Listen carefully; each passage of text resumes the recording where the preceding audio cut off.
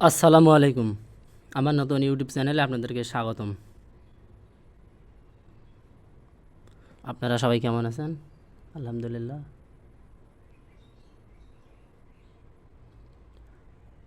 আলহামদুলিল্লাহ আমরা সবাই ভালো আছি, কিন্তু দুঃখের বিষয় হচ্ছে এটাই, আমাদের ফিলির ভাইরা ভালো নাই। কথা বলছি মধ্যপ্রাচ্যের কট্টরপন্থী ইসরায়েল এবং হামাসের যুদ্ধের কথা। ফিলির গাজায় ইসরায়েলের বর্বর হামলায় গত 24 ঘন্টায় 52 জন নিহত হয়েছে, আহত আরও অনেকে। এমন পরিস্থিতিতে মধ্যপ্রাচ্যের মানুষ খেকো কুয়াশায় নিহু গাজায় আক্রমণ আরও জোরদারের নির্দেশ দিয়েছে। গত রোববার পৃথকভাবে এই তথ্য জানিয়েছে বার্তা সংস্থা আনাদলু এবং কাতার ভিত্তিক সংবাদ মাধ্যম আল জাজিরা। আল জাজিরার প্রতিবেদনে বলা হয়েছে, গত শনিবার দিনভর গাজায় ইসরায়েলি বাহিনী বোমাবর্ষণ অব্যাহত রেখেছে,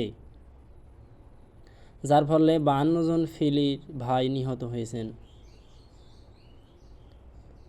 আবার বার্তা সংস্থা আনাদলুর প্রতিবেদনে বলা হয়েছে, গাজা উপত্যকায় 23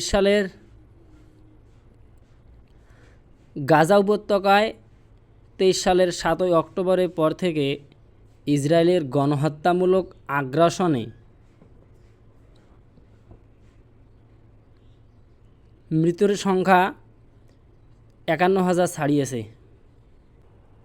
অন্যদিকে ফিলিস্তিনি বার্তা সংস্থা ওয়াফা জানিয়েছে, পশ্চিম তীরের জেরিকো শহরের উত্তরে রাস আইন আল আউজা গ্রামে হামলা চালিয়ে ভাঙচুর করেছে ইহুদি বসতি স্থাপনকারীরা।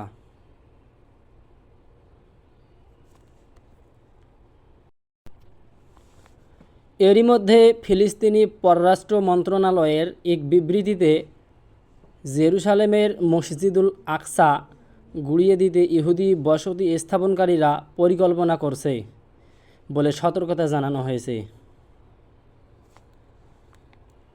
গত শনিবার প্রকাশিত এ বিবৃতিতে বলা হয়, হিব্রু ভাষাভিত্তিক বিভিন্ন অনলাইন প্ল্যাটফর্মে কথা বলা হয়েছে।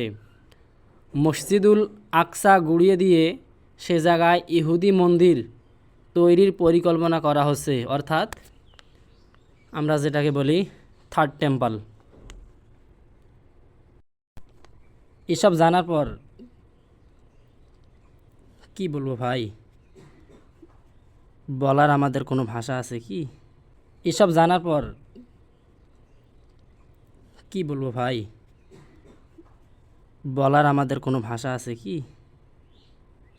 বলারও কেউ নাই, শোনারও কেউ নাই, একমাত্র উপরওয়ালা ছাড়া।